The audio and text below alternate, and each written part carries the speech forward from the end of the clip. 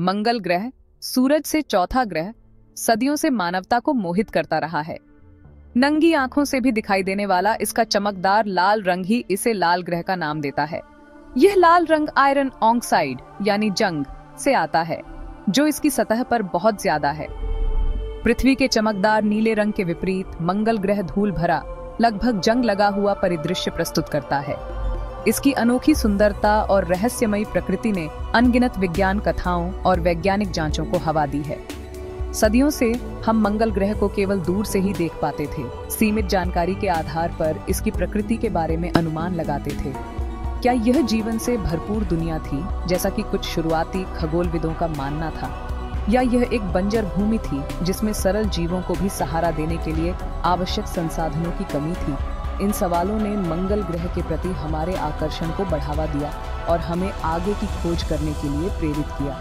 प्रौद्योगिकी में प्रगति के साथ हमने इसके रहस्यों को उजागर करने के लिए अंतरिक्ष यान और रोवर भेजना शुरू कर दिया। पृथ्वी और मंगल ग्रह के बीच सबसे महत्वपूर्ण अंतरों में से एक उनका वातावरण है। मंगल ग्रह का वातावरण बहुत पतला है, पृथ्वी के वातावरण से लगभग 100 गुना पतला। यह पतला वातावरण मुख्य रूप से कार्बन डाइऑक्साइड से बना है, जो बिल्कुल 95% है, जिसमें नाइट्रोजन और आर्गन की बहुत कम मात्रा है।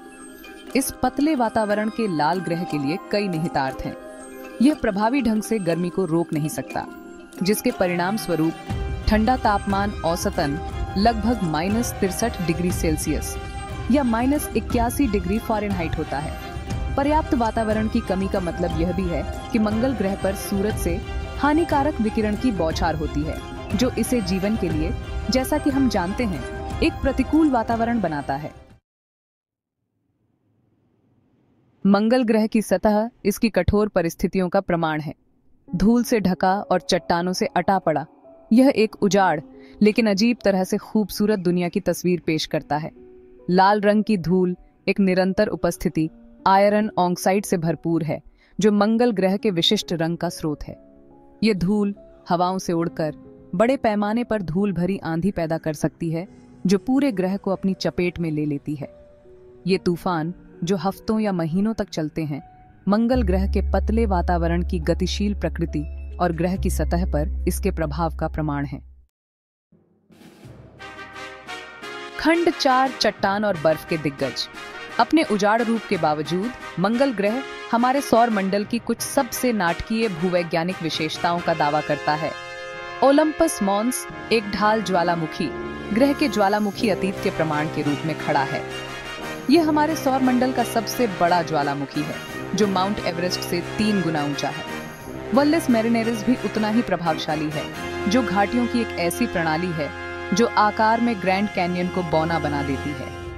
4000 किलोमीटर या 2500 मील से अधिक तक फैला, यह उन शक्तिशाली विवर्तनिक शक्तियों की बात करता है जिन्होंने कभी मंगल ग्रह की पपड़ी को आकार दिया था। खंड 5 मंगल ग्रह के चेहरे को छूना। मंगल ग्रह की हमारी समझ में क्रांतिकारी बदलाव आया है, इसकी सतह का पता लगाने के लिए भेजे गए रोबोटिक मिशनों द्वारा। मैरिनर कार्यक्रम के शुरुआती फ्लाईबाई से लेकर सोजॉर्नर, स्पिरिट, अपॉर्चुनिटी और क्यूरियोसिटी जैसे अविश्वसनीय रोवर्स तक हमने मंगल ग्रह के चेहरे को छुआ है और उसके अतीत में झांका है। इन मिशनों ने ग्रह के भूविज्ञान, वातावरण और अतीत या वर्तमान जीवन की संभावना के बारे में अमूल्य डेटा प्रदान किया है। रोवर्स मंगल ग्रह पर हमारी आंखों और हाथों के रूप में काम करते हुए इस गूढ़ दुनिया के बारे में हमारी समझ को और गहरा करते हुए लुभावनी तस्वीरें और वैज्ञानिक डेटा वापस भेजना जारी रखते हैं। खंड 6 एक मंगल ग्रह का भविष्य। वैज्ञानिकों और सपने देखने वालों को समान रूप से परेशान करने वाला प्रश्न यह है, क्या मनुष्य एक दिन मंगल ग्रह को अपना घर कह सकता है? पतले वातावरण और विकिरण जोखिम से लेकर आसानी से उपलब्ध संसाधनों की कमी तक चुनौतियां बहुत बड़ी हैं। हालांकि चल रहे शोध और तकनीकी प्रगति आशा की एक किरण प्रदान करते हैं। वैज्ञानिक मंगल ग्रह पर सांस लेने योग्य वातावरण बनाने, निर्माण और जीविका के लिए मंगल ग्रह के संसाधनों का उपयोग करने और लाल ग्रह पर रहने और काम करने के स्थायी तरीके विकसित करने के तरीकों की खोज कर रहे हैं। जबकि मंगल ग्रह पर मानव उपस्थिति स्थापित करने की यात्रा चुनौतियों से भरी है। एक नई दुनिया की खोज करने और शायद बसने का आकर्षण हमें आगे बढ़ाता रहता है।